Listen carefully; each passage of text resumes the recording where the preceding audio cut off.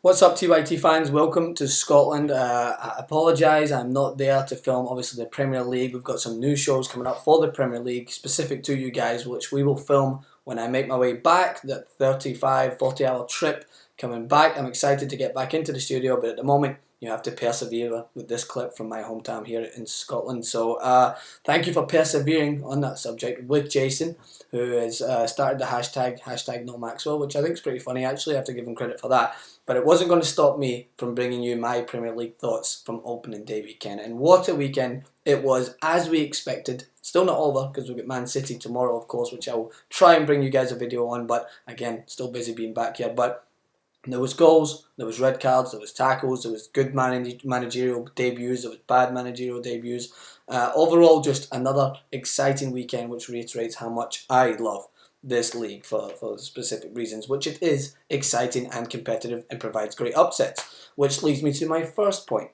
Winners of the Premier League. I'm going to give you two winners, two losers. So, winners starting off for me, I was kind of toying between Swansea, because I think that they did such a great job, obviously against the champions Chelsea, to bring it back and draw 2-2, specifically Gomez, who had a fantastic game, and I have to give him an honourable mention. He was just great against, obviously, the defensive powerhouse of Chelsea. To score 2 goals at Stamford Bridge against them is obviously a great credit to your team and how you attack and are fearless. So they get an honourable mention there, but for me, the first team has to be West Ham.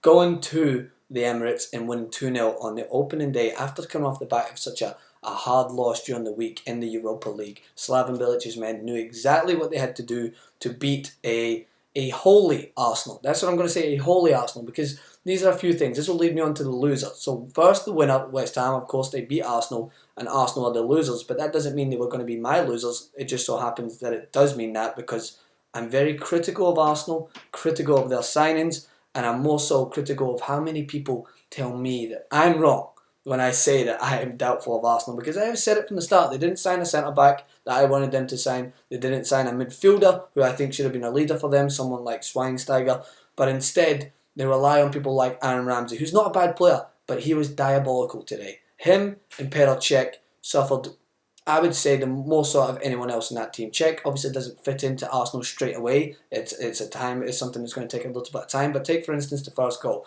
That cross coming in. Petr Cech doesn't come for crosses like that. If he does, he likes his defenders to be closer to him so that he can come out and collect. There was a massive gap between him and the defenders. That's a sign of him not fitting into this structure straight away. I've talked about this on every platform I've been on. Petr Cech is a good signing, but he's not going to fix all of Arsenal's problems. And in this case, it was worse for them. So I have to give the winner of that, my first winner, to West Ham and Slaven Bilic for just being resilient, and a great win for them. My losers for the first one is a combined 3 between Arsene Wenger, Cech and Ramsey, because I think he should have signed someone in the midfield who's going to be better. And this is early days, don't get me wrong, but I'm going to jump on this whilst I can, because this is an exact example of me saying, I told you so. So I'll take credit for that. And secondly, going on to my next winner is Coutinho, who for me just stood out throughout the game against Stoke. He wasn't always brilliant, but the things he does well. And then what happens? A fantastic goal to win the game for Liverpool against a hard team in Stoke. That's exactly what Liverpool needed to start this season. A well-worked win, I would say, against a very, very tough opponent. And I think that overall, Liverpool deserve credit, but Coutinho's got that little bit of class and scores, obviously, the pick of the week in the Premier League. And the losers has to be, going back to the Arsenal fanboys who disagree with me. No, I'm joking. I can't just put it all on you guys. But there wasn't any specific standouts apart from that. Maybe Courtois could have come in there for a rash decision to come out and catch, obviously, Gomez on the edge of the box.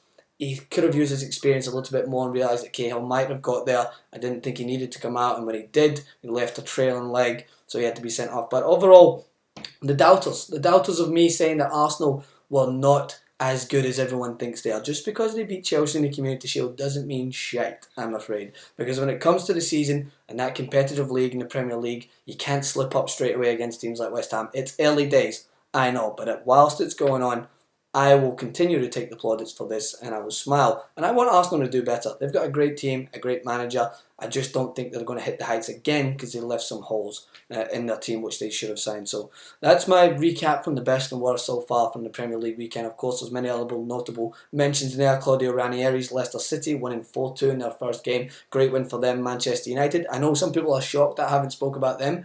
I thought they did well against Tottenham. I just think that their attack needs to come full circle. I think when Schweinsteiger came on, he linked up the play very well. Great passing in behind, great vision, and I think Manchester United just looked more complete when he came on. So you're going to see a lot more of that in terms of them switching Carrick and Schweinsteiger. Schneiderlin had a good debut as well. But of course, we're going to have to look forward to Manchester City, who are playing tomorrow night, and see how they pan out. But it's a good victory for Liverpool, good victory for Manchester United against tough opening day opponents.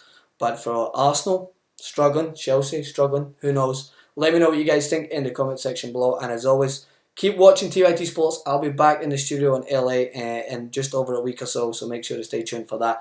Thanks again, guys.